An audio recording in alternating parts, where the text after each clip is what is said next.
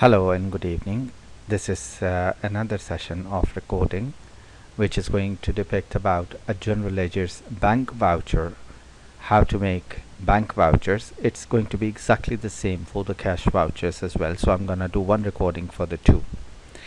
So first of all, like always, you will log in, and then we presume that you are going to land up into the main menu of the application, where the user shall be having enough rights to go and access the options in and under general ledger. From here you will click on bank voucher. The moment you click on it, it's going to show you the screen stating bank voucher. Notice that there are only add, close and print buttons enabled, those which are in golden color. As we have mentioned throughout this ERP system, when the button is colored as golden, it means it is clickable and you have the permissions to do and click on. If it is turned into gray, it means it is already deselected, or it is not an appropriate time of the application's life cycle to click on it. So go ahead and then simply click on add, and then you will see a pop-out screen comes out. It says bank voucher details. You can have either an issuance of a bank voucher, or you can have a receipt. So for example, you are going to get something receipt in your bank account. You will use a receipt nature bank voucher. Today I'm going to make one example of it. For example, you have your cashiers and they are submitting the cash or rendering the cash at the day end activity to the accountant or the finance manager of the company. What will happen is that they are going to get you the cash. Let's say there is 100 riyals collected out of the cash counters, and the cashier brings it along with his or her daily cash activity report.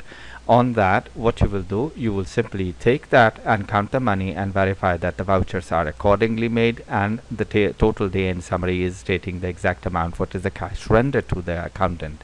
Once the accountant receives it, he can simply go on and click into the general ledger and bank voucher, click on receipt, because you are now going to add money to your bank account. There will be a drop down combo which is coming in from the setup area of the general ledger. For cash and check setups, there is already one account defined. For example, in this particular case, it is Saudi Investment Bank account. Now you may put up the details as, for example, cash from XYZ source. Alright, now if there is a check number which you are depositing or from nothing, just put it up 0. What is the date of the check and the drawing bank or the beneficiary? So it is SIB. Of course, you are going to render the cash in here SIB, and that's it. When you click on OK, what will happen? It's going to ask for the narration of the whole voucher. Let's say this is the rendered cash or cash deposit of, let's say I'm going to use a funny thing, cash deposit of Mr. X, the cashier. Let's say we take this as a simple example. Now notice in here you have the one which you chose from the previous screen, the Saudi Investment Bank account, which was already predefined in the system. Let's say 100 riyals is going to be taken in, and then that definitely is going to be a debit, because you are going to deposit the money in the bank. So whenever you are going to increase the cash in the bank or on hand, you are going to have a debit side entry. If not is the case, for example, if it was the issuance in the previous pop-out screen, you will definitely have it credit here. So go ahead and just press enter, and then you will have one blank line, as you can see here.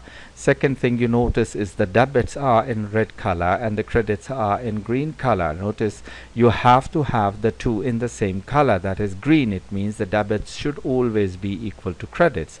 Now you are going to post a credit side entry of that, and by all virtue, of course all the accountants, they know that, they will simply go and double click into the account chart of account, and they'll say, okay, I'm going to bring down who the cashier. Let's say we have an account of the cashier as let's say cash in hand, or let's say change from Rosa Yassin, or whatever. Choose one of the account. Let's say I'm gonna choose cash fund or change fund from Rosa Yassin.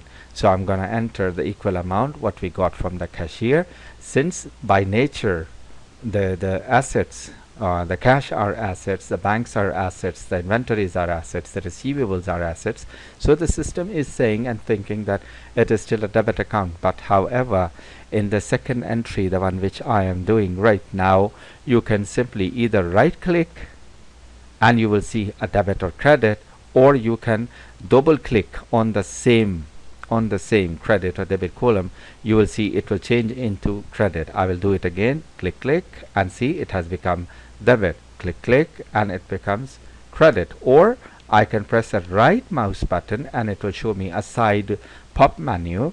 You can choose from it credit or debit. It's going to have the same effect. You see, that's it. So double click and that's it. Now when you have done all of that, all is good, simple, click save and bingo, that's it. This is your bank voucher, and you have had taken the cash, I'm sorry, from one of your cashiers and have had deposited successfully into the bank account. Now you can render this money into the bank, and that's it. So I hope it is very clear. Let's simply close this and then exit, and ma salama. Thank you so very much.